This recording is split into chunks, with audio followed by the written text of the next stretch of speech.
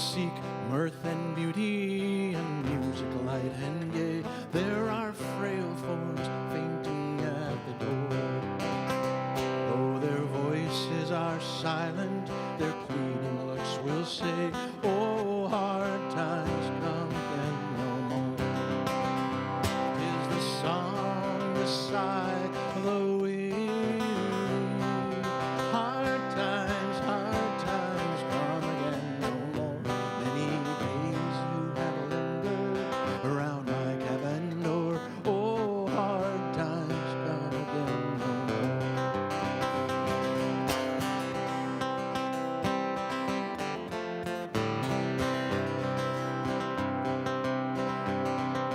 'Tis a sigh that is wafted across the troubled wave. 'Tis a wail that is heard upon the shore. 'Tis a dirge that is murmured around the lowly grave. Oh, hard times come again no more. She's gonna take that. 'Tis the song, the sigh of the weary. Hard times come again no more. Many days you have lingered around my cabin door. Oh, hard times come again no more.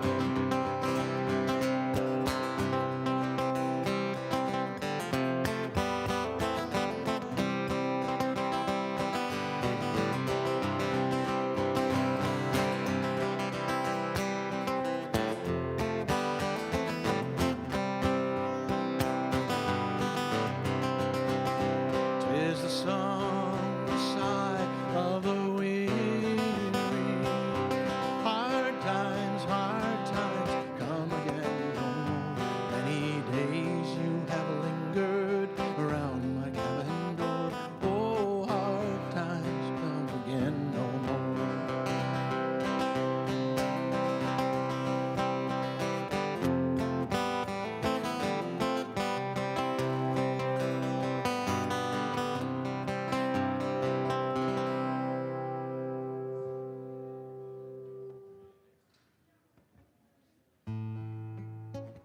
Stephen Foster, for those who are keeping track.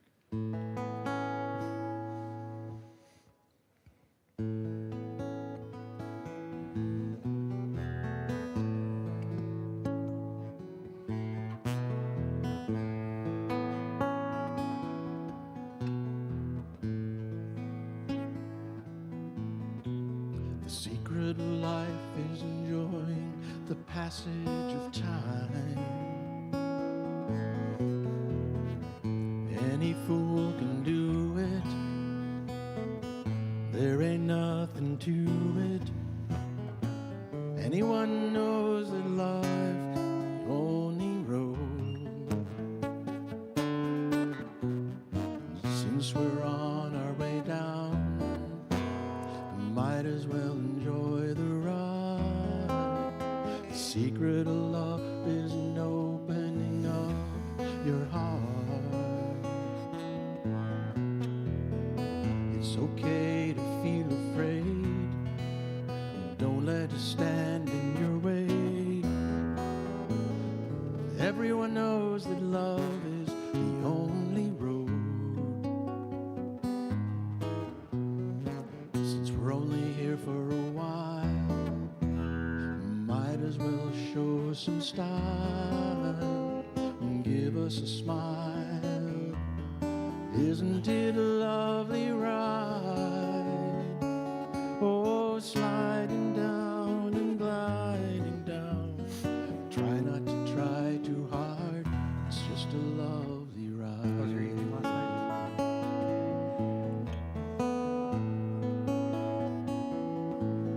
Not too bad. The thing about time is that time isn't really real.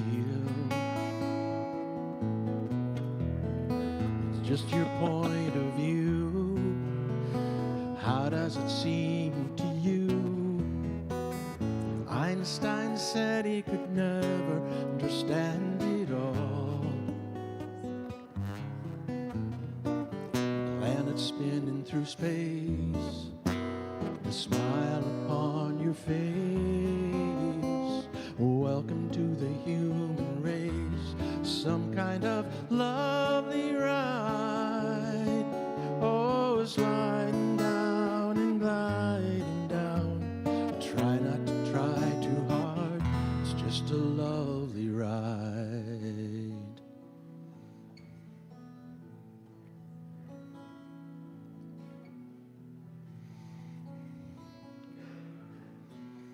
The secret of life is enjoying the passage of time.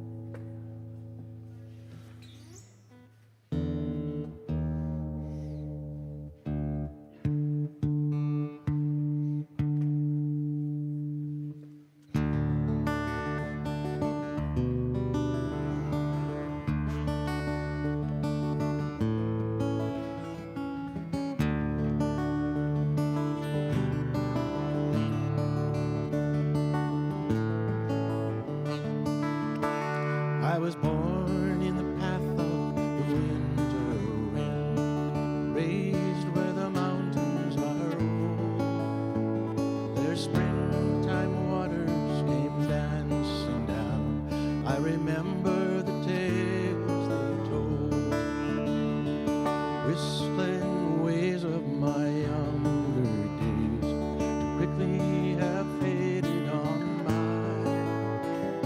But all their memories linger around, like the light in a fading sky. River, take me along your sunshine, sing me your song, ever moving and winding and free. You rolling old river, you changing old river, it's you and me, river, run down to the sea.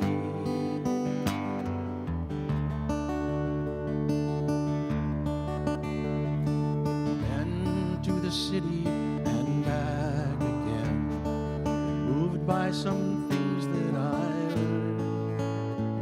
Met a lot of good people and I call them friends, moved by the seasons turn. Here's to the rainbow that followed me here. Here's to some friends that I know. Here's to the music that's in me now. Sing it wherever I go. River, take me along your sunshine, sing me your song, ever moving and winding free. You rolling old river, you changing old river, it's you and me, a river, run down to the sea.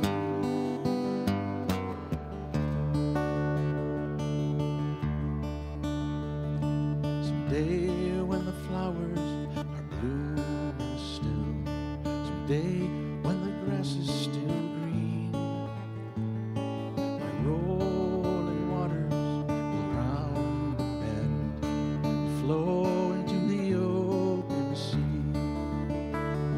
So here's to the rainbow that followed me here. Here's to some friends that I know. Here's to the song that's within me now. I'll sing it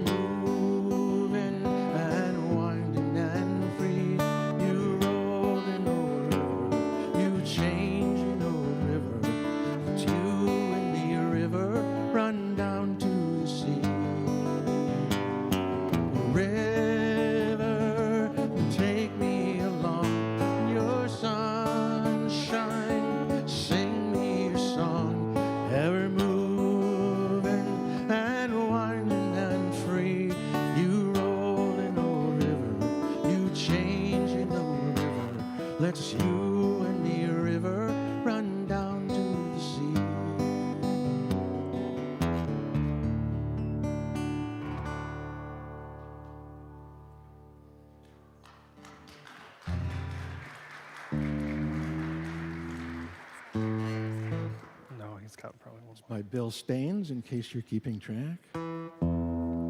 He was an American treasure.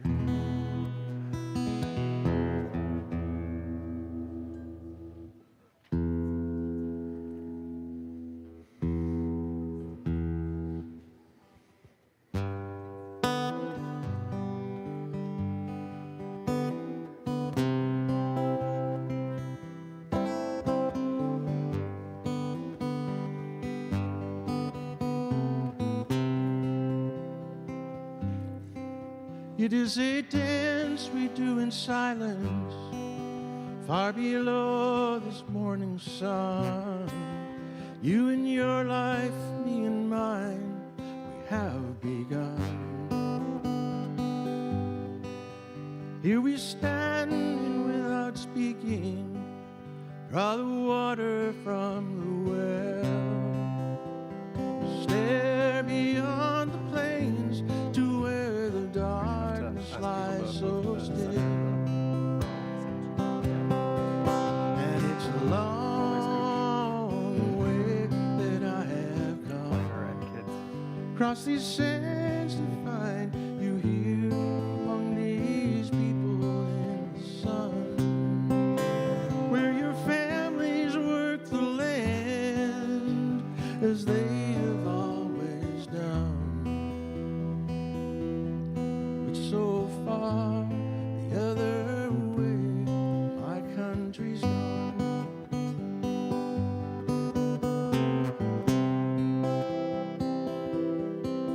Across my home has grown the shadow of a cruel and senseless hand, though in some strong hearts the love and truth remain. It has taken me this distance and a woman's smile to learn. My heart remains among them, and to them I must return. It's a long way that I have come, across these sands to find you here among these people in the sun, where your children will be born. You watch them as they run. We're so far the other way, my life has gone. If you look for me, Maria, you will find me in the shade, wide awake or in a dream. It's hard to tell. If you come to me, Maria, I will show you what I've made. It's a picture for Our Lady of the Well.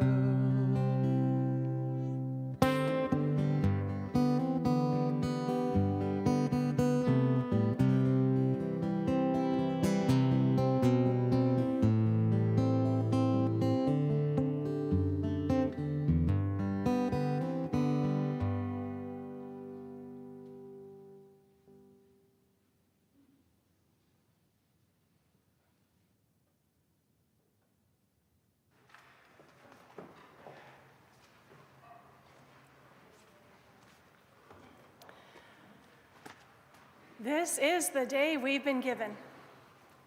Let us rejoice and be glad in it. Welcome and good morning.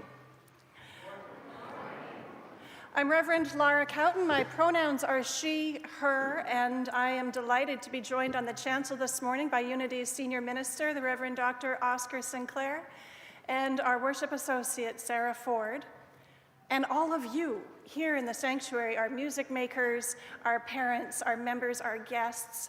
And I'm going to invite you to exercise something that I like to call the Holy Scooch, or otherwise known as pew etiquette. And if you are able to make some room on the end of your pew to welcome any newcomers or latecomers, we really appreciate it. We've got a full house here this morning.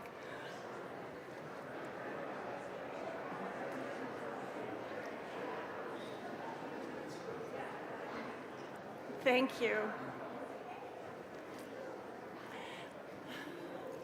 So if this is your first time here at Unity Church-Unitarian, you know you are welcome. There are so many familiar faces here. It is good to see all of you. It is always good to come together, whatever your gifts or your wounds, however you express your love in the world, whatever you come here seeking, may you find a warm welcome, the gift of community, and a service this morning that helps you to find and seek your balance, to live a life of integrity, service, and joy. This morning, I would like to draw your attention just to a couple of things in your insert, only a couple of things. If you are interested in the Finding Yourself at Unity program that meets after the service here in the center room, this is for newcomers and for those who just want a refresher. The topic today is Membership 101. So that will begin in the center room at, was it 12:15? No, hang on. It's in here. Anyways, read this and you'll get all the information. The other thing is that our auction, the Unity annual auction, which is quite an event, is happening this coming Saturday. And if you want your tickets, if you don't have them yet, you can get them in the parish hall and come for that. It'll be great, a great event. Now, I want to extend a special welcome to those of you visiting today. And there is a card in the back of the pew in front of you. And to those of you online as well, welcome, glad you're here with us. But if you want to fill out that card and drop it in the offering basket as it passes you by later in the service, then we will reach out and connect with you and help you connect with us. But right now, Reverend Oscar tells me that this service today is all about the truth of each other. Our theme of the month is truth and lies, and today we're going to spend time with the truth of each other.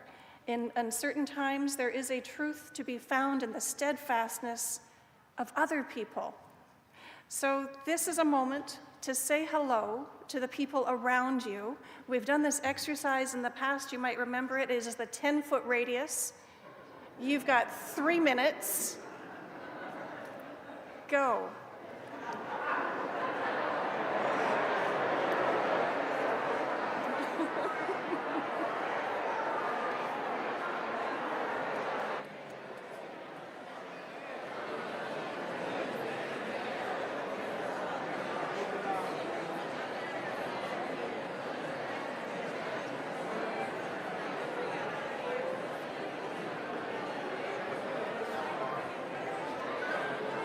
Across the aisle.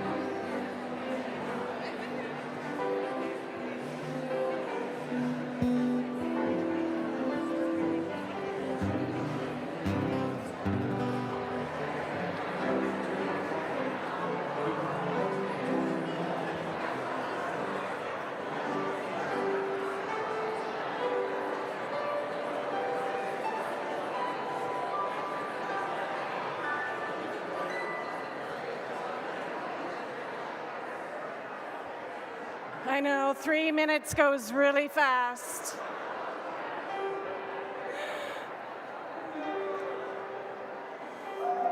Yeah, welcome back. Welcome back.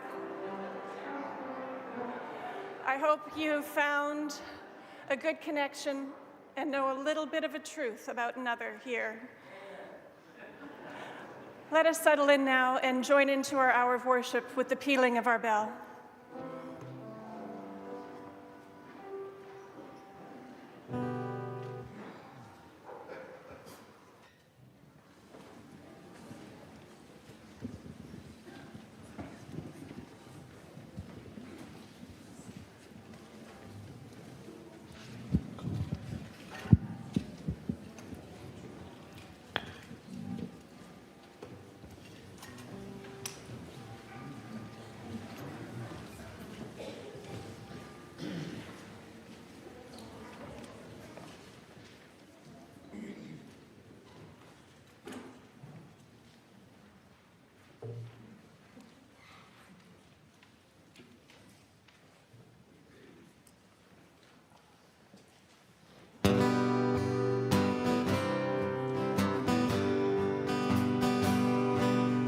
Peace, peace, peace, peace to the mind, peace to the heart. Peace, peace, peace, peace to the lives broken apart. Peace to the torn, the bleary-eyed, battle-worn soldiers who so forlorn, weary of war, weary of war, sing to us. Peace, peace, peace, peace to the fist, peace to the mind. Peace, peace, peace, peace to the judge in everyone. Peace like the sound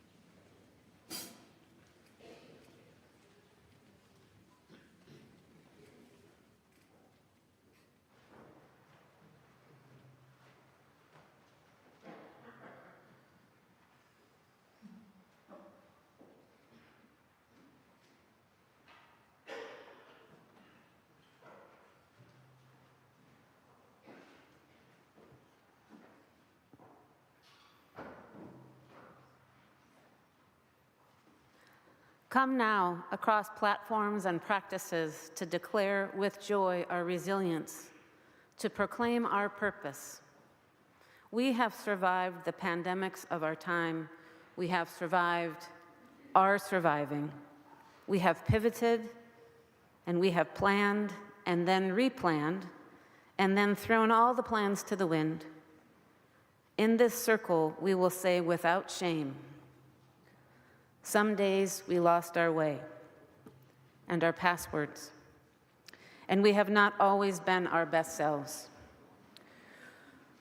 We are learning, and not always quickly, to regroup and remember perfection was never the point. We are here because we long to try again, to promise with people to be partners in this long-haul work of loving and becoming, even while we grieve also the cost, which is not small and lingers in our hearts and turns only sometimes to rage. Here, let your body tell the truth. Shake free the stories that live in your skin. Breathe in your beauty and breathe out your burdens. Breathe in our beauty and breathe out our burdens. Be here with it all, with all of us, in the freedom of this new day. The storm is passing over. The sun is breaking through. This new day dawns for us all. Come, let us worship together.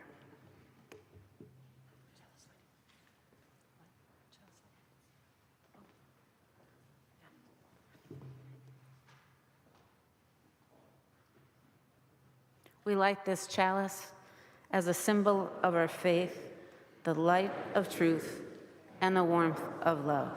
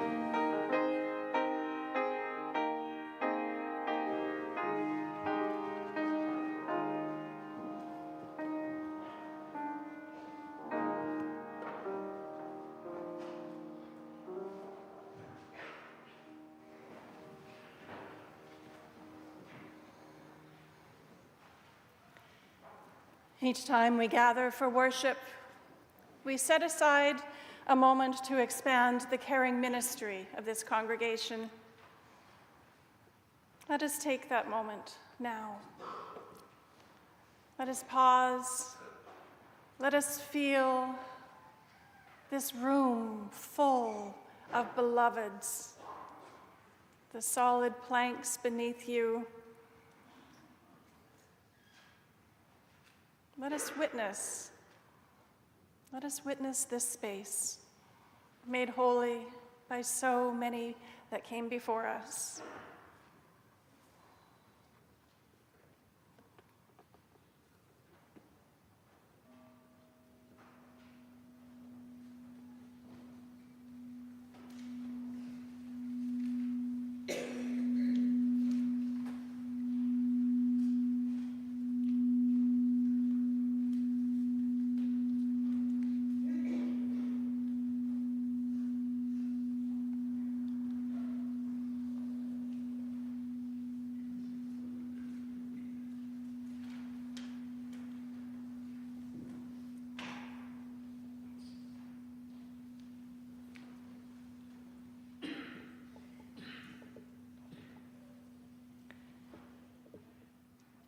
In this community, we generously give and openly receive compassionate care in times of joy and sorrow and transition.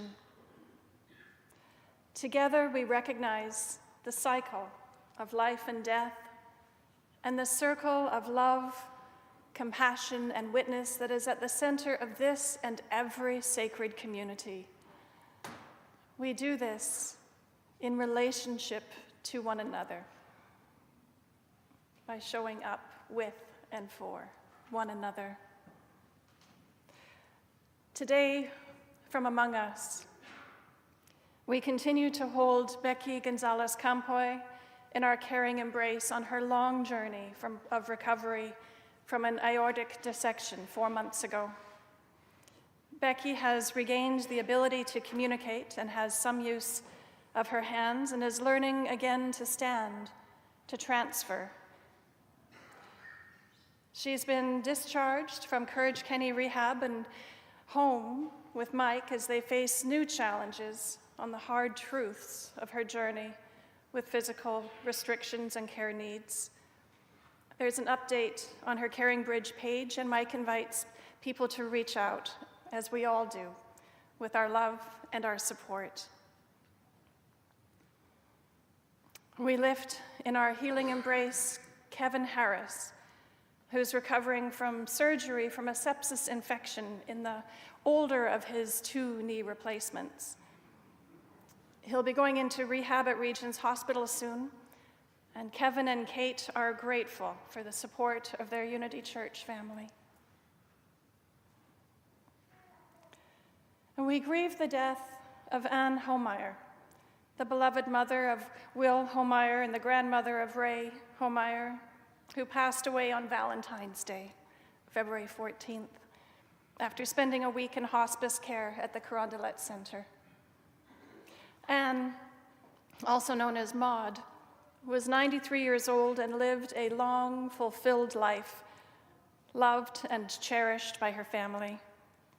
She was surrounded by loved ones who gathered to sing her favorite songs, hold her hand, and say goodbye as she journeyed.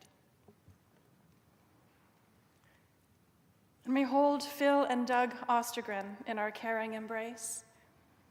They have so appreciated all the cards and wishes from their Unity community over the last weeks, as they both experienced COVID from the holidays, and Doug has been dealing with that and also his Parkinson's. Doug has entered hospice care last Thursday and is now at home with his family. We send our love and our care during this tender time.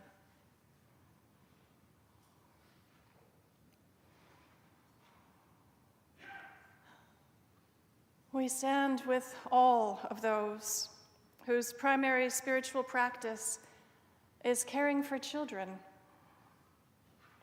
with those who live with grief or chronic pain, with illnesses seen and unseen, with mental illness, with loneliness, and with those who struggle with addiction and celebrate sobriety.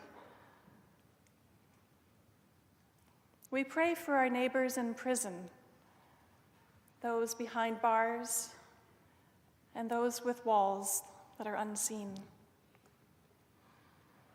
For those who care for family members in ill health, and those who are struggling to stay afloat amidst poverty and uncertainty.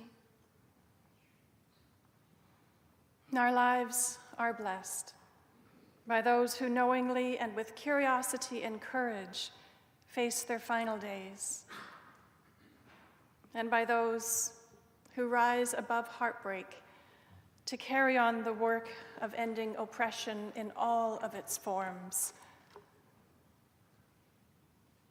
And we pray for those in harm's way, and for the wisdom and the strength of the leaders of the world, and for the people of this congregation, as together we live into the future to try to build a beloved community. Our hearts expand to hold all of these truths and so many more as we bear witness to one another.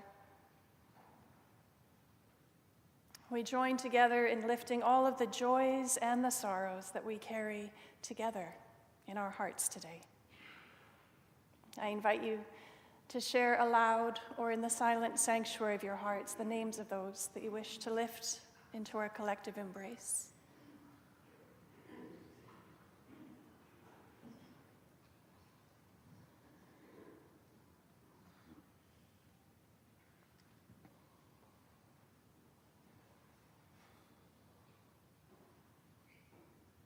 Let us join in prayer with these words by Elizabeth Bucke Saunter.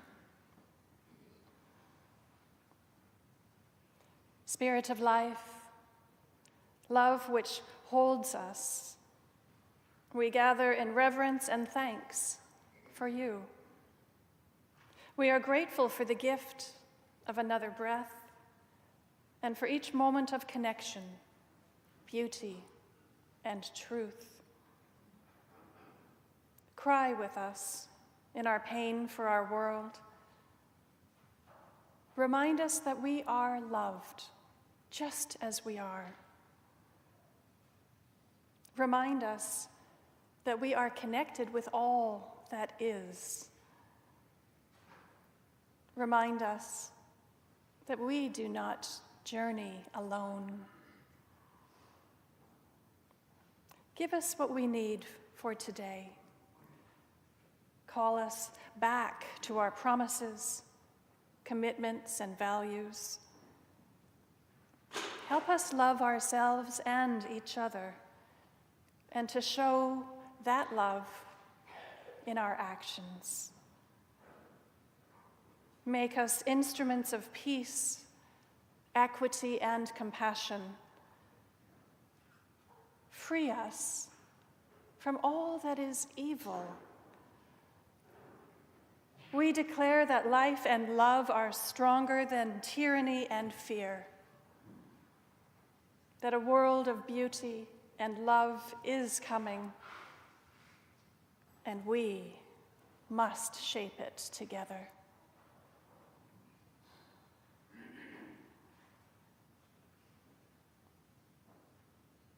May we now share in a moment of silent reflection.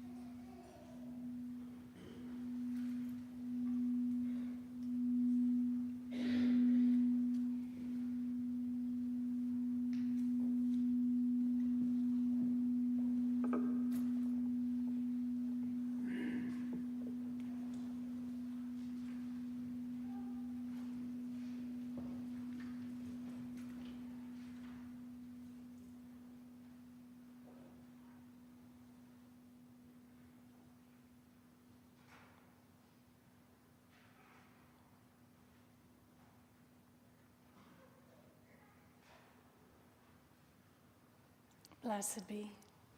Amen.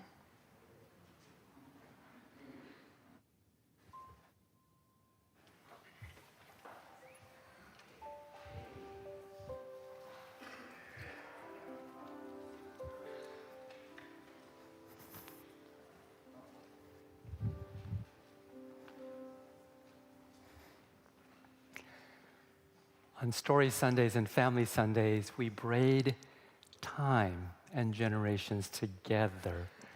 So for the children who are joining us this morning, children of all ages actually, as we do, come and join me up front for the Story for All Ages. Come on down from the balcony.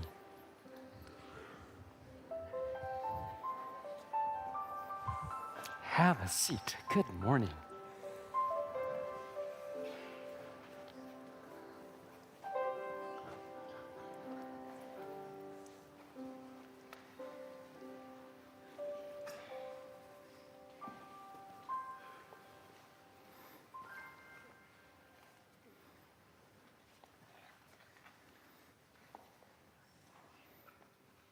Another moment for the rest of us to join. Come on close.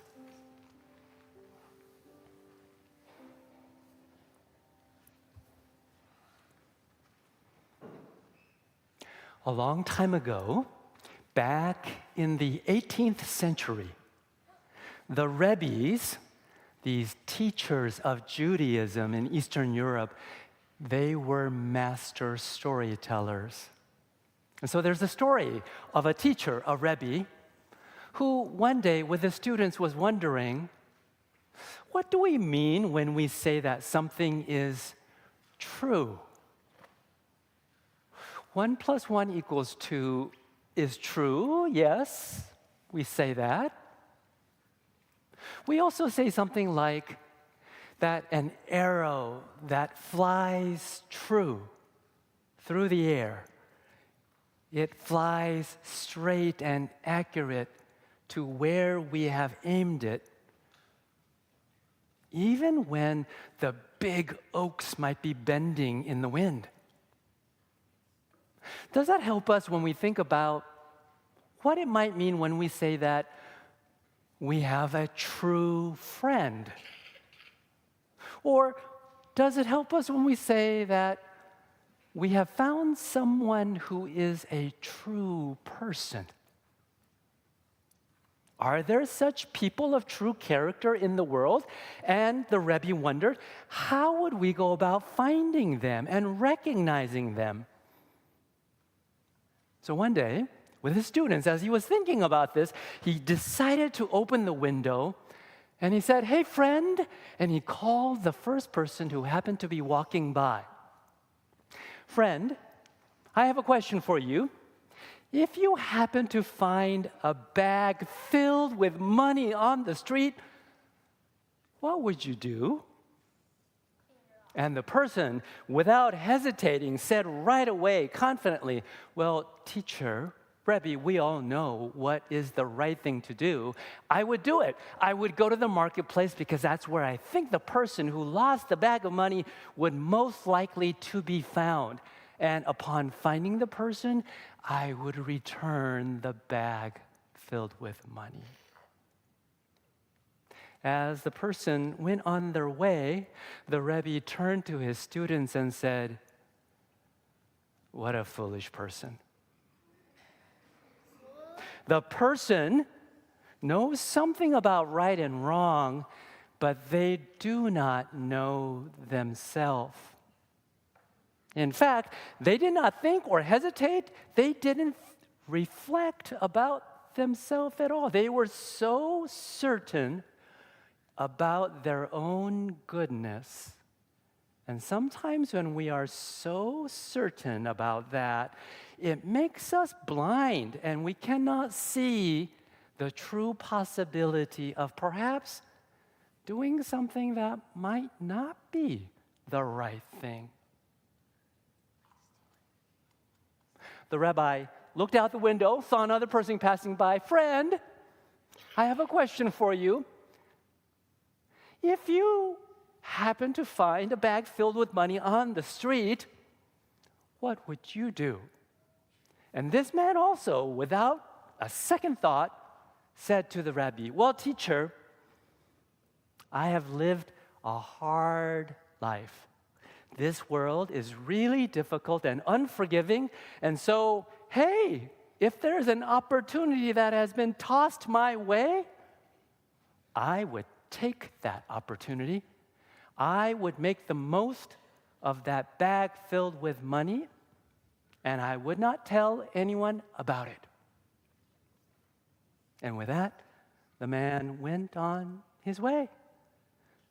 And the Rebbe turned to his students and said, what an immoral and corrupt man. And the students wondered, what do you mean? Well, he knows something about this world, and he is not wrong that there are hardships and challenges, and sometimes it's really disappointing and it makes us feel despair and hopeless. He's not wrong about knowing the truth of this world, but he does not really know the truth of doing right and wrong. Sometimes when we have such pain or fear that we have carried around, it makes us blind to see how even the things that we have are not things that we got all by ourselves, that there were other people, thousands of other people, today, yesterday, even 100 years ago, who all made for the things that make for our life.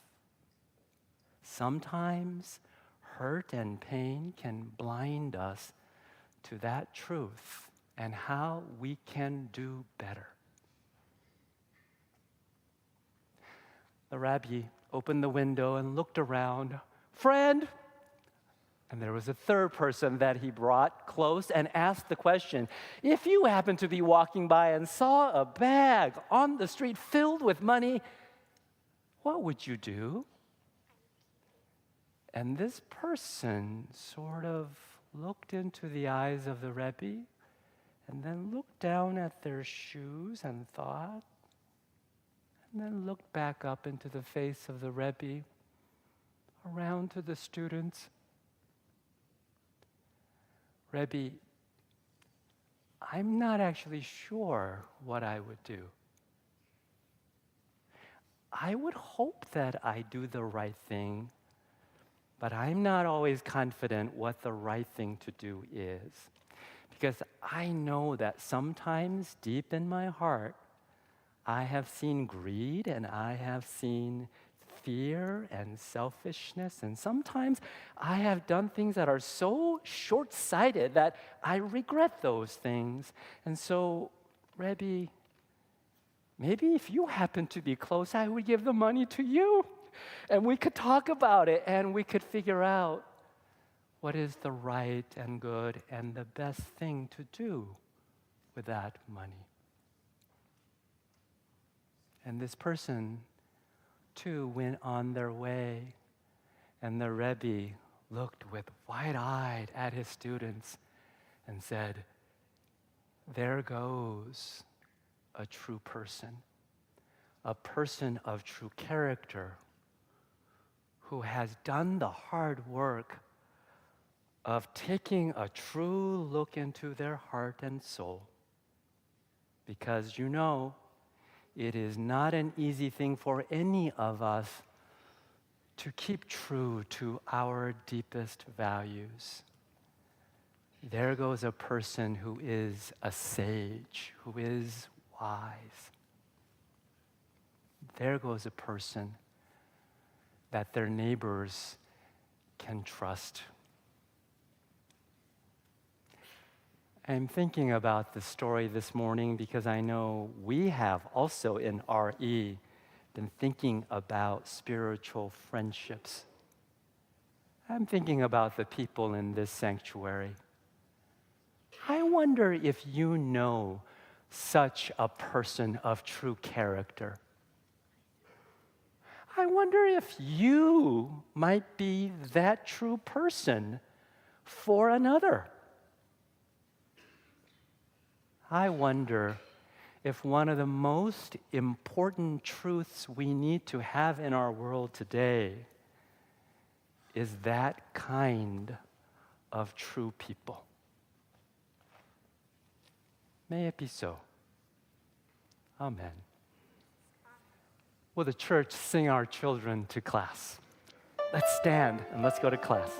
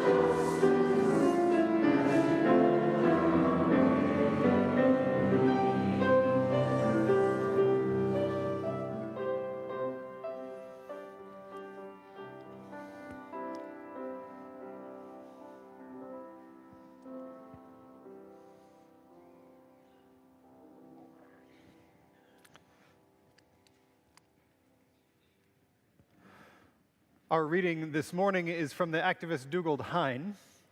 It is from his work, The Dark Mountain Manifesto, not the At Work in the Ruins in the Order of Service. But in that earlier work, he writes this: "This is a moment to ask deep questions and ask them urgently. All around us, shifts are underway which suggest our whole way of living is already passing into history. It is time to look for new paths and new stories, ones that can lead us through the end of the world as we know it and out the other side. We suspect that by questioning the foundations of civilization, the myth of human centrality, our imagined isolation, we may begin to find such paths. If we are right, it will be necessary to go literally beyond the pale, outside the stockades we have built, the city walls, the original marker in stone or wood that first separated humanity from nature. Beyond the gates, out into the wilderness is where we are headed, and there we shall make for the higher ground, for, as Jeffers wrote, when the cities lie at the monster's feet, there are left the mountains. We shall make the pilgrimage to the poet's dark mountain, to the great immovable inhuman heights which were here before us and will be hereafter. And from their slopes we shall look back upon the pinprick lights of the distant cities and gain perspective on who we are and what we have become. The end of the world as we know it is not the end of the world, full stop. Together we will find the hope beyond hope, the paths which lead to the unknown world around us.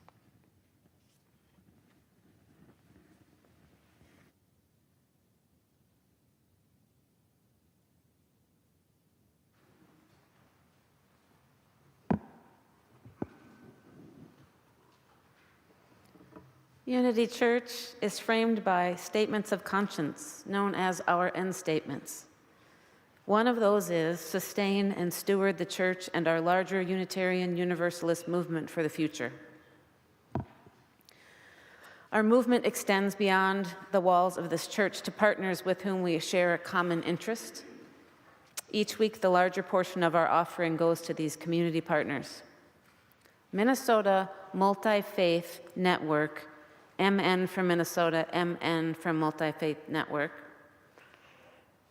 Today's offering recipient is rooted in the understanding that society can be transformed for the common good through relationship building and the power of collective action. MN is not an organization, but a network. MN operates via a process called network weaving, which brings together disparate people and organizations around their interests, needs, and opportunities for collaboration. As such, MN aims to be a statewide network of faith leaders committed to building bridges and trust between faith communities and opening space for deeper relationships. This collection will support shared learning and training focused on fostering human rights through expanded interfaith commitments. Will the ushers please come forward?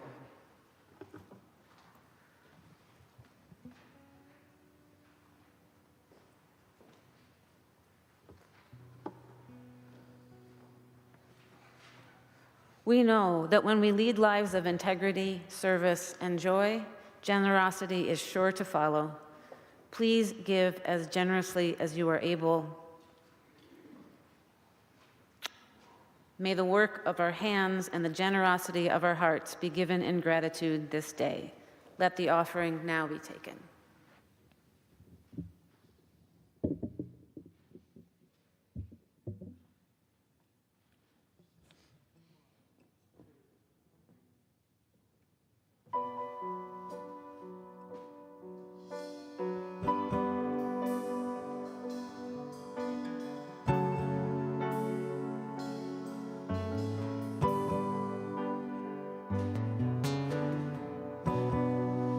If it's true what they say, if there's nothing to be done, if it's true that it's too late, and the world I love is gone, if it's true what they say, is this how the world is? To be beaten and betrayed and then be told that nothing changes. It'll always be like this if it's true what they say. I'll be on my way.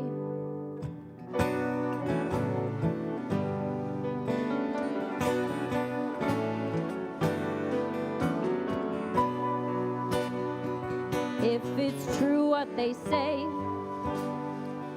what's the purpose of a man?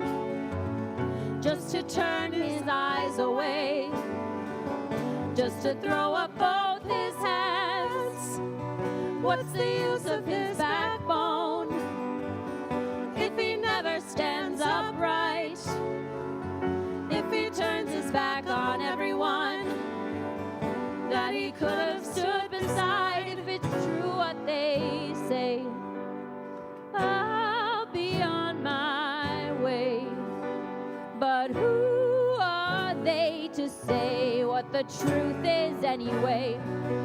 'Cause the ones who tell the lies are the solemnest to swear, and the ones who load the dice always say the toss is fair, and the ones who deal the cards are the ones who take the tricks with their hands over their hearts. As we play the game they fix, and the ones who speak the word always say it's the last, and no answer will be heard to the question no one asked. So I'm asking if it's true, and I'm asking me and you and you and you.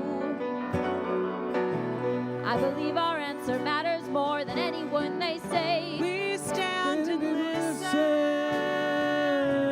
I believe if there is still a will, then there is still a way. We're standing with you. I believe there is a way. I believe in us together more than anyone alone. We're standing near you. I believe that with each other we are stronger than we know. I believe that we are stronger than they know. I believe that we are many. I believe that they are few. Standing. And it isn't for the few to tell the many what is true. So I ask you if it's true what they say. Standing on my way.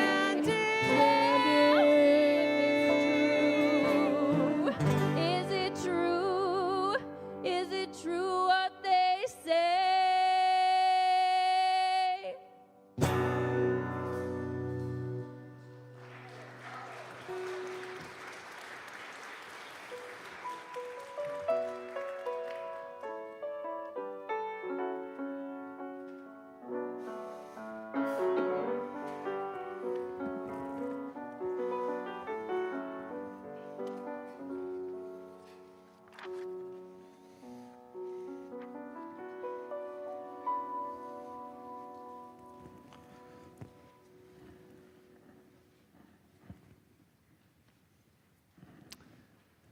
What do you do when you believe the world is ending?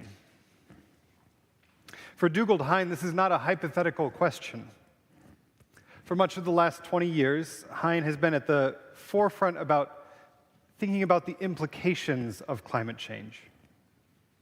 What he writes about as hanging over the abyss, looking down and recognizing that the change we are in the midst of right now might be the end of the world as we know it. It is a position of pessimism captured in his Dark Mountain Manifesto, that there may not be a way out of this with civilization as we know it intact. This is a common realization in the community of climate change activists. Hine, in his book, talks about the difference between climate scientists talking in published articles and the same people talking over pints in a pub. In the first case, they are constrained by what they can prove, while in the pub, they can give voice to their worries about what it means.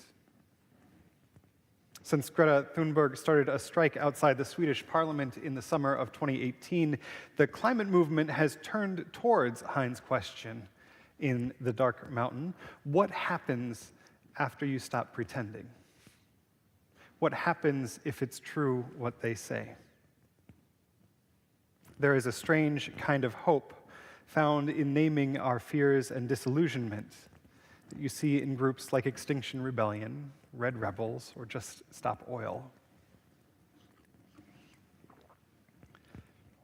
This realization that even with all our activism, all our efforts, all our introspection about whether or not we are doing the right thing, we, meaning we as individuals and as a species, may not stop irreparable harm to the climate is a bracing and uncomfortable truth.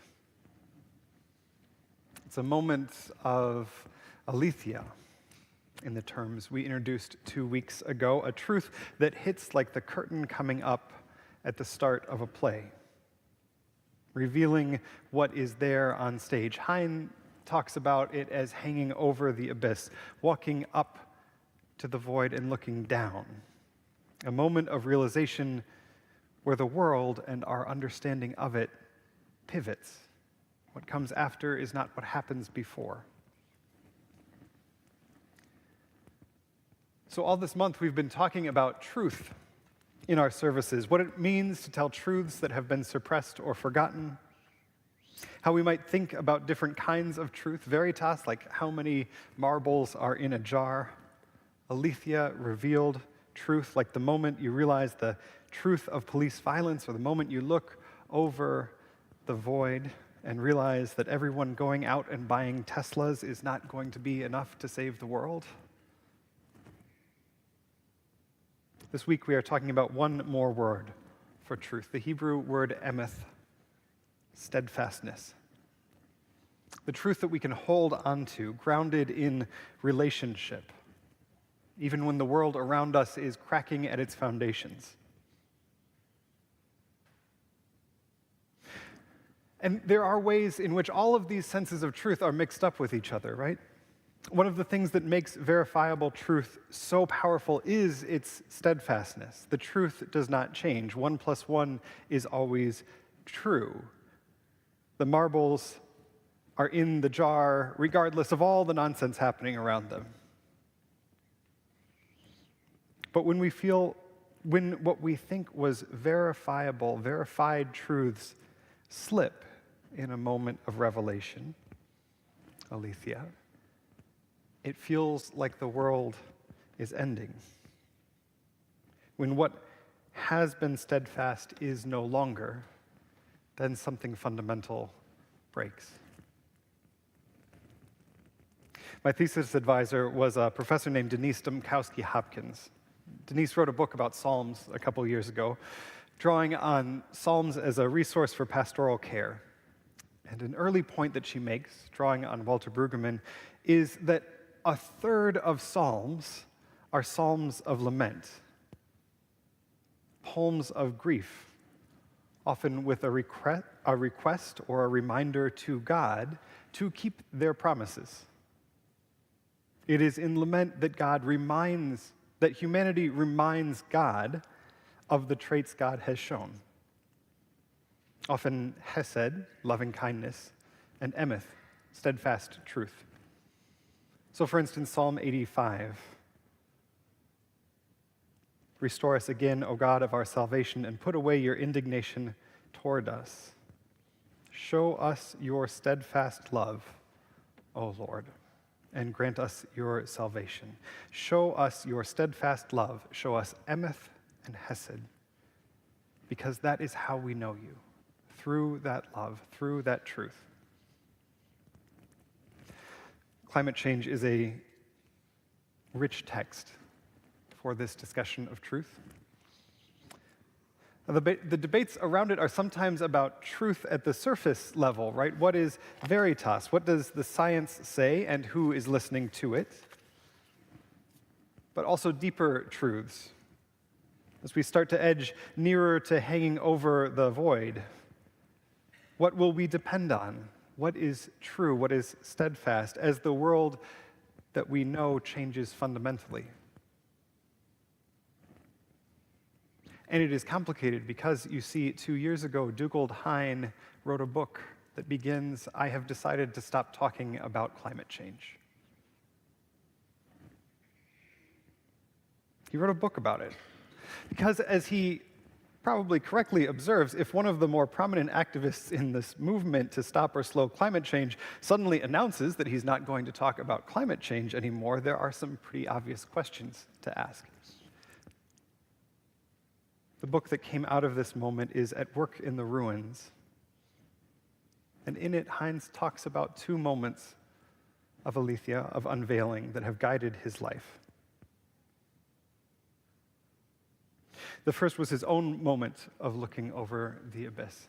He writes, "People often come to me when they've hit this moment, the point where climate change stops being one of a list of serious matters that hover in the corner of your field of vision and becomes the thing that keeps you awake at night and lives in the pit of your stomach all day. I hit my own moment in my late 20s. It was 2005, and I was a journalist at the BBC. In the months that followed, I'd go around switching off light switches with obsessive compulsion and recycling like it was going to save the planet, and under any other circumstances, linking the fate of the planet to the small behaviors of your daily routine would tick a major box on a psychiatrist's diagnostic questionnaire. Yet this is how we are taught to react to the climate crisis. And maybe it's the right response to lose your mind a little as you wake up to the gap between the situation that we are in and what is being done about it." And so for 20 years, this work was the guiding force in Dugald Hine's life. With another artist, he launched the Dark Mountain Project, bringing artists, writers, and thinkers to respond to the climate crisis. He traveled around the world, serving as a voice of conscience at presentations and debates.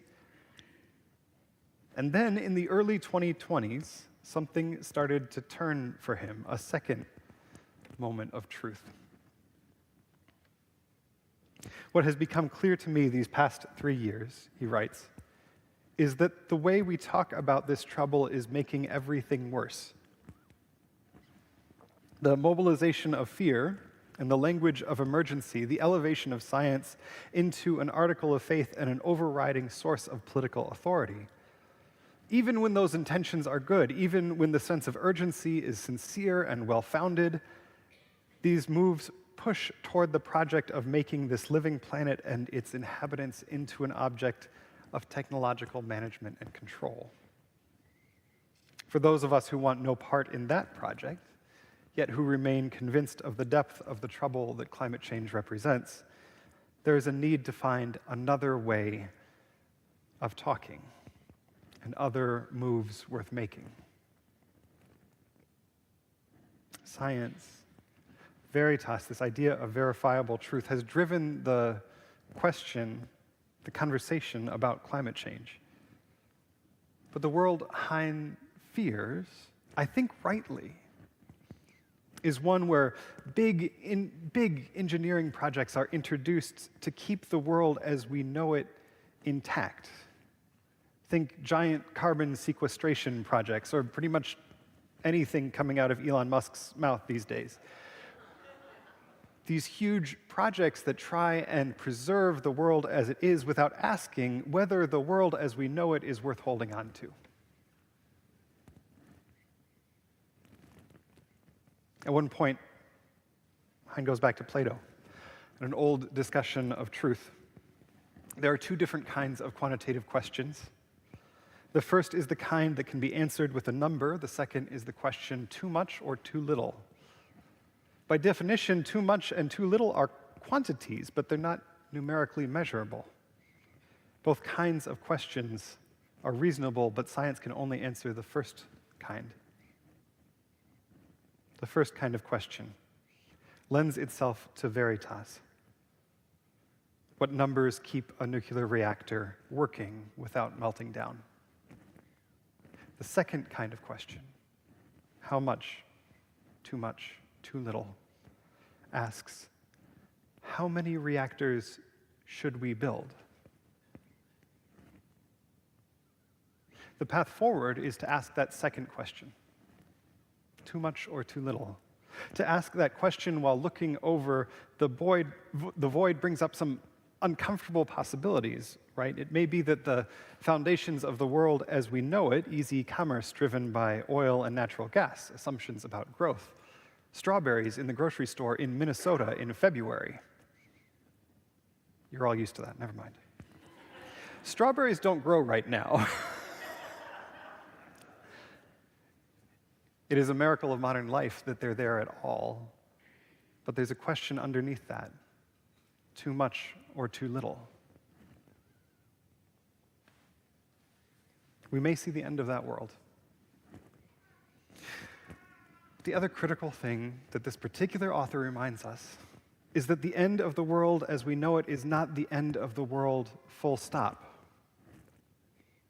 There's another chapter that comes in the story after the curtain comes up and a certain truth, a certain way of seeing the world falls away.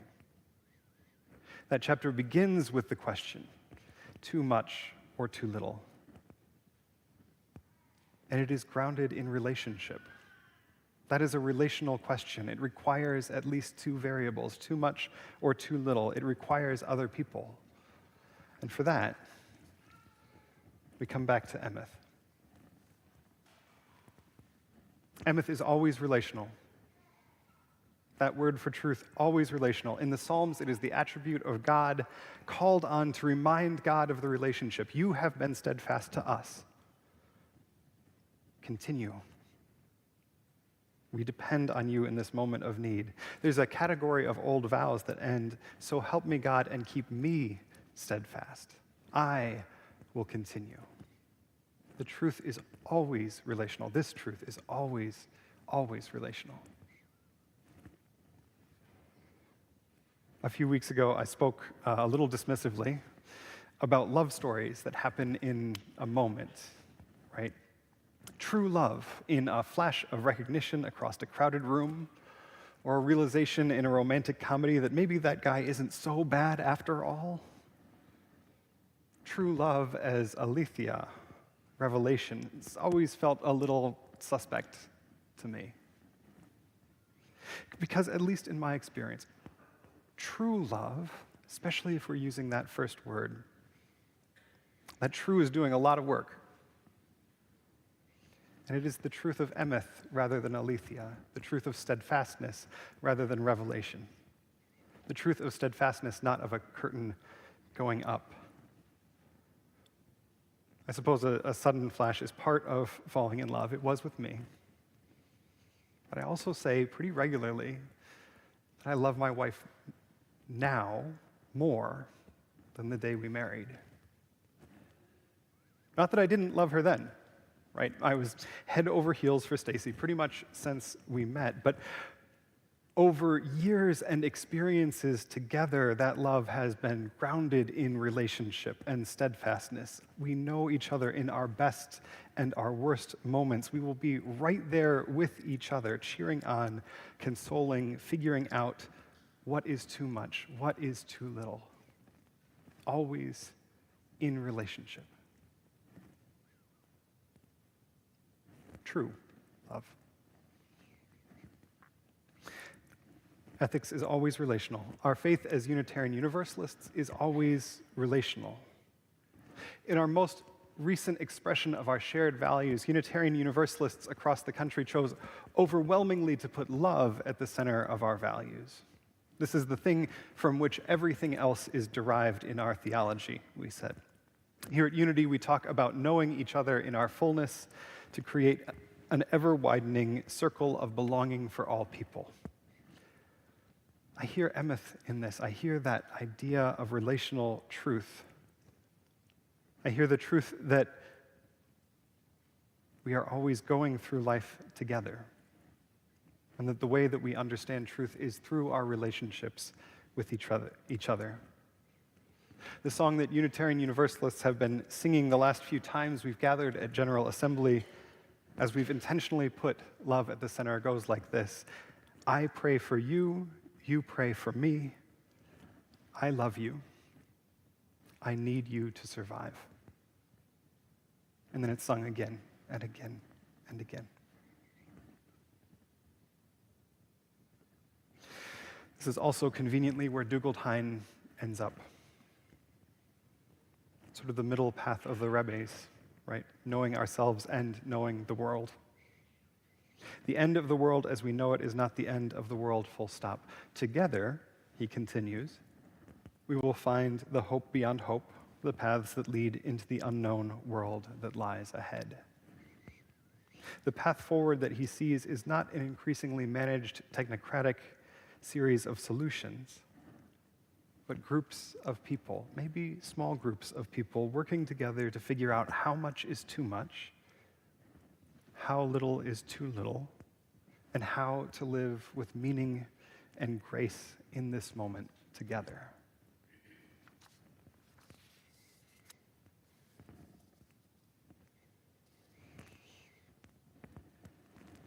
I've loved this sermon series. I've loved this idea of truth, because the truth is sturdy. It's a thing we can keep going back to over and over again, whether it's numbers that cannot be changed, the revelation we can't look away from, or the simple steadfastness of depending on each other. We are a faith that leans on truth. Last November, the Wednesday after the presidential election, we gathered here in the sanctuary in a moment which felt like the foundations cracking. And I stood in the entryway to the sanctuary, right back there, and saw, not for the first time, words from Unity's minister, Arthur Foote, set in metal and stone in the walls of this place. May peace dwell within our hearts and understanding in our minds. May courage steel our wills and the love of truth forever guide us. We can lean on that, friends. May courage steel our wills and the love of truth forever guide us, and the earth stay below our feet. May it be so, and amen.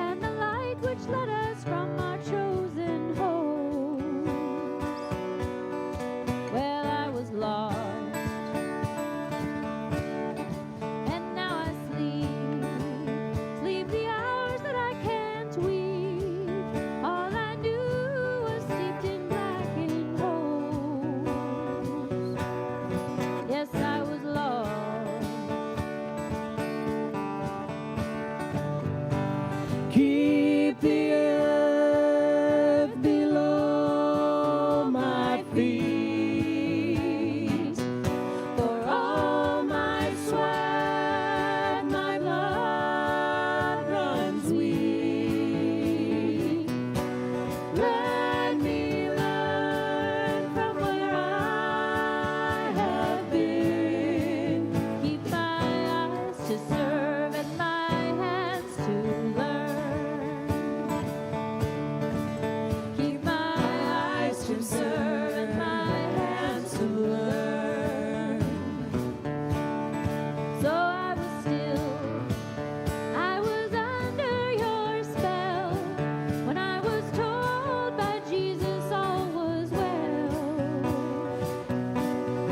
So all must be well. Just give me time.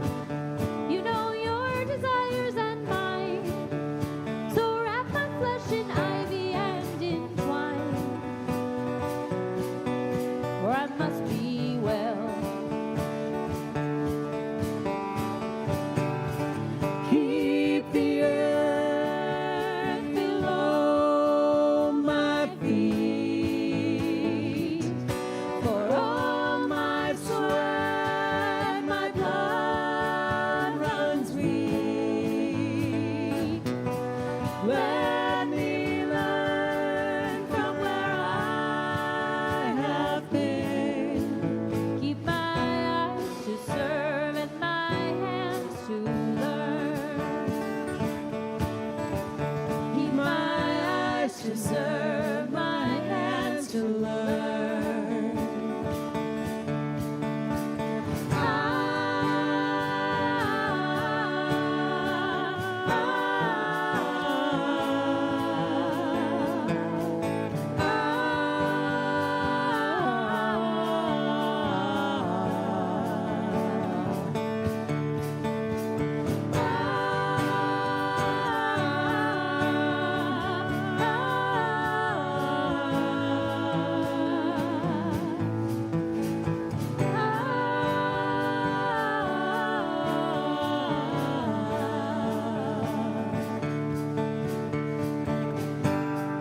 Keep the earth below my feet. For all my sweat, my blood runs weak. Let me learn from where I have been. Keep my eyes to serve, my hands to learn. Keep my eyes to serve, my hands to learn.